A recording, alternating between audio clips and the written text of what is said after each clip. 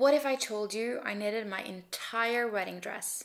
Not just a little accessory, not a shrug, not a shawl, an actual, full-length, lace-covered, handmade wedding gown in wool. Hi, and welcome to my channel. My name is Mari, and I'm a knitter and maker based in beautiful Bergen. Here I sew, knit, and create garments that brings me joy and fit seamlessly into my life. For me, patterns are more like suggestion than rules. I love to play, adjusting shapes, combining techniques, and improvising my way to something that feels completely mine. If you are new here, welcome. This is a space where creativity is always in progress, and perfection is never the point. Whether you're an experienced knitter or just curious about making clothes with your own two hands, you are welcome here. In this video, I'll be sharing the full story of how I made my dream wedding dress. From the first swatch to the final stitch. You'll hear about what went right, what went totally sideways, and exactly how I pulled it all together. I'll take you behind the scenes of both the knitting and the sewing, share some of my best improvisation tips, and maybe give you the courage to try something wild yourself.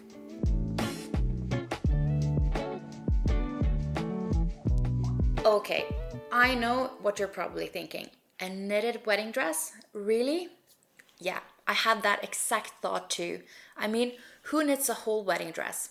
But a few years ago, I saw Veronica Lindberg of Kika wearing this absolutely breathtaking gown she had knitted herself.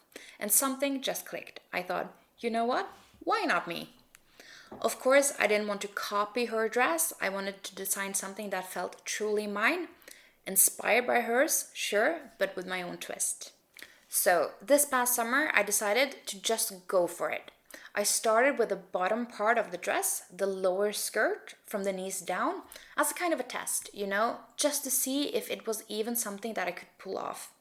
Because, let's be real, a skirt made out of lace knitting, that's a lot of fabric. I figured if I can manage that section, the rest of the dress will feel a bit more doable. Now, when it comes to the pattern, I couldn't pick just one, so I matched up a few lace designs that I really love. Among those are a few rows of Camilla magnolia motifs, blended with the delicate dahlia leaf pattern from Lene, Holme, Samsøe. It's a mix of textures that felt very romantic, airy, and very me. As for yarn, I went with Sandnes Sunday. I knew I wanted wool, something soft but with enough structure that the lace would bloom nicely after blocking. Plus, with wool, I could use slightly larger needles to keep the dress light and breathable. And Sunday yarn, it's easy to find, looks super refined, and comes in this perfect, crisp white that screamed wedding to me. The construction, honestly, it's kind of improvised. I took a dress I already had and liked the fit of around the knees. I measured the circumference and used my gauge to calculate how many stitches I needed to cast on. It was something like stitches per 10 centimeters times the circumference divided by 10. Some easy knitting math. To get the mermaid silhouette I was dreaming of, I added increases every 5 centimeters or so. I didn't follow a strict formula. It was more about what worked visually and flowed with the lace pattern. A bit of trial and error, but it came together. Surprisingly, it didn't take as long as I feared. I had a couple of really intense knitting weeks, but I got through it, and honestly, it looked beautiful. After I cast it off, I gave it a proper block and let it dry completely. I needed to see how it actually looked with the lace opened up. And then came a little experiment. I took another dress I had previously knitted and tried pinning this new skirt section onto it, just to get a sense of the overall vibe and if I was heading in the right direction. And spoiler alert, I totally was.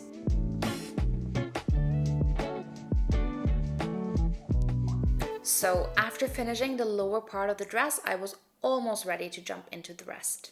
But I wasn't quite confident in the pattern yet. I knew I wanted everything from the waist up to fit just right, and I didn't want to risk spending weeks knitting something that ended up feeling off, especially in lace. So I came up with a plan. Make a test version. Not a full duplicate of the dress, but a trial of everything from the knees up. The bodice, shaping, sleeves, and neckline. And to make it usable, I knitted it in purple instead of white. Because who needs two all-over lace dresses in the same color? I started with the top. For the shoulders and the general shaping, I leaned on something I know have always worked great for me. the saddle shoulder. I've used it before, I've calculated it down to what I like, and yep, I have a whole Excel spreadsheet for it. Nerdy, maybe, but super useful? Absolutely. I wanted this dress to feel a little bit more elegant, a little more gown-like, so I added scoop neckline both in the front and in the back. To do that, this is what I did. I cast it on one shoulder first and I knitted back and forth until the point where I wanted the neckline to dip. Then I did the same for the other side. I cast it on, knitted back and forth until the point I wanted the neckline to dip. Once both the shoulders were done separately, I casted on stitches in between and started knitting in the round. That alone was such a fun challenge. It really let me play with construction in a way that felt both creative and a bit architectural. For the texture and lace patterns, I went totally rogue and pulled ideas from the Japanese Stitch Bible and my head. But this book is wow. If you ever opened it, you know what I mean. It's full of intricate sculptural stitch patterns that somehow still feel soft and wearable. I mixed a few of those in just to give the bodice some structure and personality. Then it was time to move on to the skirt. I decided to knit the skirt bottom up. I know it's not the most common method to knit one project in both directions, but hear me out. By saving the waist for last, I could make the final tweaks right where it mattered the most, the waist. I figured if it fits well there, the rest can be adjusted to match. Now, just to simplify things, I kept the skirt pattern more minimal than the lace-heavy top and bottom of the dress. I still wanted a bit of interest, so I tried including a row of Camilla magnolia motifs at the hem, but here's the thing, they are designed to be knitted top down. But I figured I'll just reverse them, how hard can it be? Turns out very hard, or at least the way I did it. It just didn't work. The lace didn't flow right, it didn't give the effect I was hoping for, so lesson learned, I needed to turn it around for the final dress. On the rest of the skirt, I added a more subtle eyelet pattern and continued a few cables from the bodice and the lower skirt to tie it all together. It's simple but still cohesive and much more relaxing to knit. Now, let's talk about the shaping. I worked out 3 main measurement points: the knees, the hips and the waist. I already had stitch counts for the knees and the waist based on the 2 sections I already knit, so all I needed was the hip measurement. From there, it was a matter of spacing out the increases from the waist to the hip and again from the hip to the knee. The shaping was super intuitive, and I'll walk you through the basic process in case you want to try something similar yourself. First, you need to calculate your cast on. Start with your waist measurement, multiply by your stitch gauge and divide by 10 to get the starting stitch count. It's easy math. It's waist times gauge divided by 10, and then you get your cast on stitches. Second, you need to plan the hip increases. Now, you need to calculate the difference between your hip and your waist and do the same math to figure out how many stitches to add. So what you do is you take hip minus waist, and you multiply the difference with stitch gauge and divide by 10, and then you get the stitches to increase. Lastly, you need to spread out your increases. I added my increases gradually over 20 to 25 centimeters, placing them at 6 symmetrical spots around the skirt. This method gave me a silhouette that hugged the waist and flared out naturally, perfect for that dreamy fitted gown without needing a full custom dress form.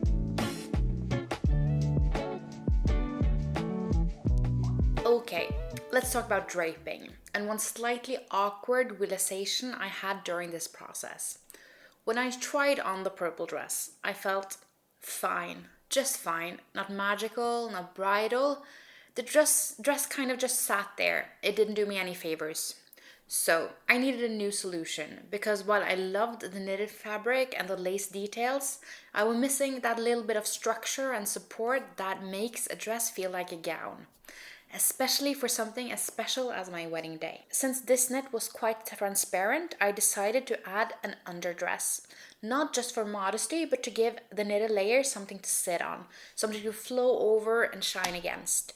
And that's when this project officially went from a big knitting project to a full-on multi-craft gown construction. The plan? a custom silk satin slip dress to go underneath. I choose slightly heavier silk satin, just enough weight to support the knit without stiffening it too much. Knit fabric naturally drapes downwards, which is beautiful, but for the silhouette I needed the slip to have some more defined shape throughout the body. Silk was a no-brainer for me. It's breathable, it's luxurious, and it gives just the right kind of shine to balance the matte lace texture. But sewing silk, yeah, that's its own adventure. It's slippery, delicate, and absolutely unforgiving with mistakes. So I've been extra careful, cutting slowly, pinning precisely, and really taking my time with the seams to get that clean, elegant finish. So I knew I was starting at a good base. To help hold the shape and prevent the outer knit from stretching out or sagging too much, I designed the slip dress to be slightly narrower than the skirt. That way it supports the lace from underneath without limiting movement and softness that I really love about knitwear. And just like with the knitted part, I started with a test version. I combined two patterns I've used before and trust. It's the corset and the lady skirt from the Norwegian sewing collective Fabric. I already had my custom adjustments in place, so I sewed the full underdress, and then came the big moment. I basted the skirt section of the wedding dress onto the purple mock-up and held my breath. And honestly, it was magical. That was the moment I realized this is going to work. It was the first time I could really see the final version starting to take shape, and for the first time in this process, I felt so proud.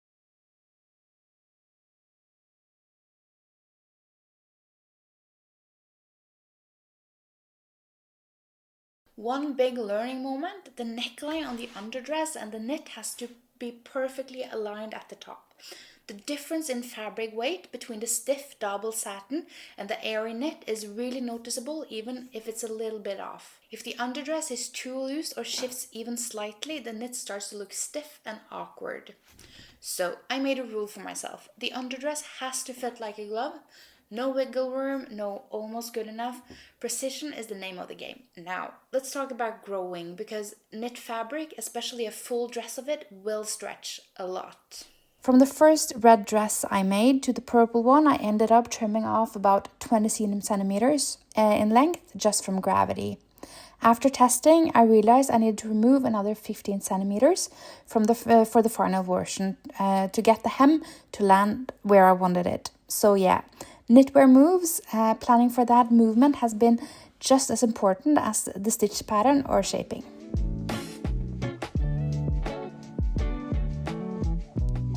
This whole section of the project taught me that combining knitting with sewing isn't just practical, it's powerful. I got to take the best of both worlds, the softness and the romance of the knitted lace, and the structure and sheen of the silk satin. Together, they create something that's much more refined and wearable than either could do alone.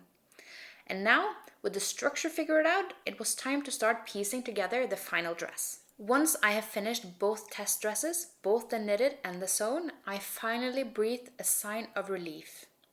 Maybe too much of a relief, because suddenly it was March and my wedding was only 2 months away, and guess what I had done? Only the bottom part of the dress, just the lower skirt. So now, cue panic knitting. March basically disappeared into a blur of stitches. Every moment my now husband was not around, I was knitting non-stop. Morning, evening, in between meals, while watching TV, I just kept going. And by some miracle, by the beginning of April, I had all the main parts finished and I could finally start sewing the pieces together, block them and breathe. Once everything was assembled and I tried it on, I realized the top part of the skirt was way too big. Like I will trip on my way down the aisle big. So out came the scissors. I had to take the whole dress apart again and figure out a fix. So where I'm at with the wedding dress right now, I have blocked it and I've assembled it and I've tried it on, and I actually have a big problem. Because even though I've done all of the testing, I'm actually a bit off gauge on the upper skirt part. So Yesterday when I tried it on, it was way too big, and because it was too wide, it also got way too long. So that's a problem. I'm trying to fix it. The plan right now is to try to lightly felt it and try to hope that makes it just a bit tighter. I've knitted this part in quite a loose gauge, so I think that might be a solution. So that's what I'm trying right now. And if that doesn't work, I actually have to knit this part again, which is nerve-wracking. It's only 3.5 weeks left until the wedding. It's not a big miss in the gauge from the test to the finished dress. I'll put a picture up here, but it's enough with such big materials to make quite a difference. So what I'm trying first right now is what I do when I lightly felt something. I drench it in water, spin it a bit in the washing machine, and then use the dryer to felt it, because then I have maximum control. And I actually did this with my klipperskjær for cutted scarf, if you saw that video. So that's my first try. For me, that's light felting with maximum control, which is what I need. And if that doesn't work, I'll also try to put it on a bit of a higher temperature. I think maybe 40 degrees in the washing machine, and hope that will work. And if none of that works, if it doesn't felt enough, or if it felt too much, then I'll just have to do the work again, which I will manage, but it's a bit of a setback. I actually tried it on yesterday, and I was thinking I should do an update right now, but I was not able to. I was quite frustrated, sad, and afraid, but new day, new opportunities, and I will fix it.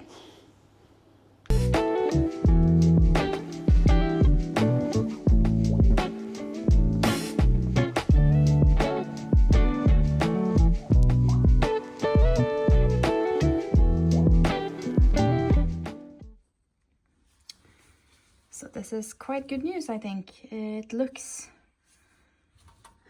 way better. I hope this is enough, but we'll check it out right now.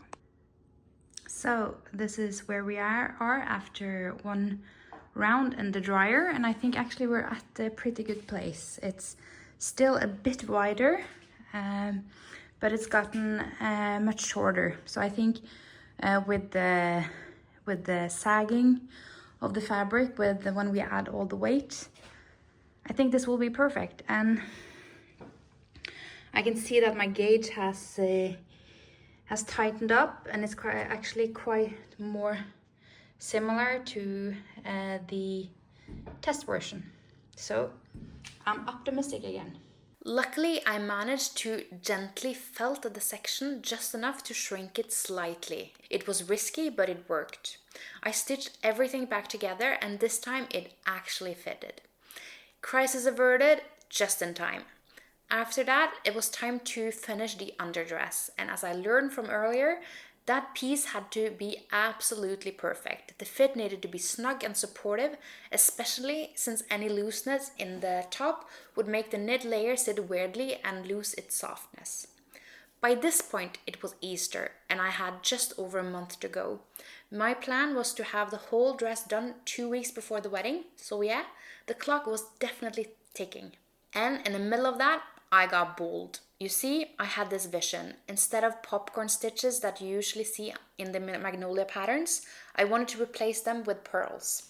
And not just that, I wanted beads along the cables, I wanted delicate beading details on the bodice, and I wanted the whole dress to have this embroidered soft shimmer in the light. And I thought, how hard can that be? Well, not exactly hard, but definitely time consuming. I spent hours, days stitching on beads, one by one, pearls along every cable, tiny shimmery accent stitches into the lace pattern on the top. It looked beautiful, magical, exactly how I imagined. And I walked away from Easter with a sparkly dress. and a mild case of shoulder inflammation. So yeah, was it a little too ambitious? Probably. Was it worth it? Absolutely.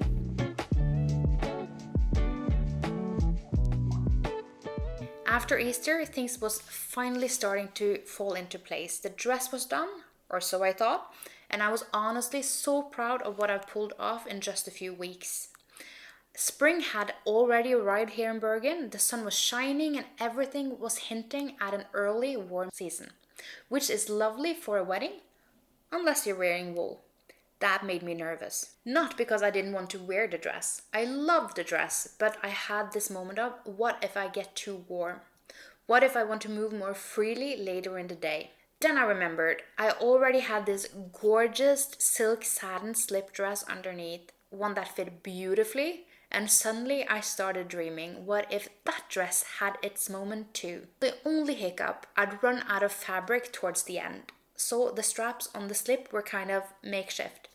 Totally fine for something that wasn't supposed to be seen, but now with this new vision of a wool satin dress reveal, I needed a plan. So in true Mari style, I gave myself another last minute project. I decided to sew a pearl blouse to wear over the slip dress for the evening. Just a soft little layer to dress it up, add coverage and make it feel bridal again once I slipped off the knitted dress. I didn't have a formal pattern, I just kind of improvised something simple that would fall softly over the bodice. Of course, I chose a fabric that was fully beaded and glittery, which meant my sewing machine was completely out of question. So yeah, I hand-stitched the entire thing. It took a few days, and yes, I was finishing things up right to the wire, but I did get there, and for once I even had a little time to breathe before the big day.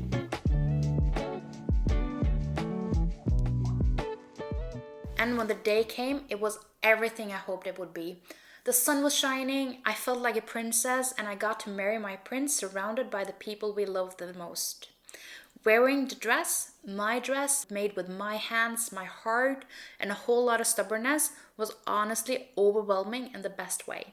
And the reaction? I was not prepared. On the day and afterwards on the internet, I was completely blown away by the love and support. So many of you said such kind words. You saw the effort, the detail, the magic, and it meant the world to me, truly.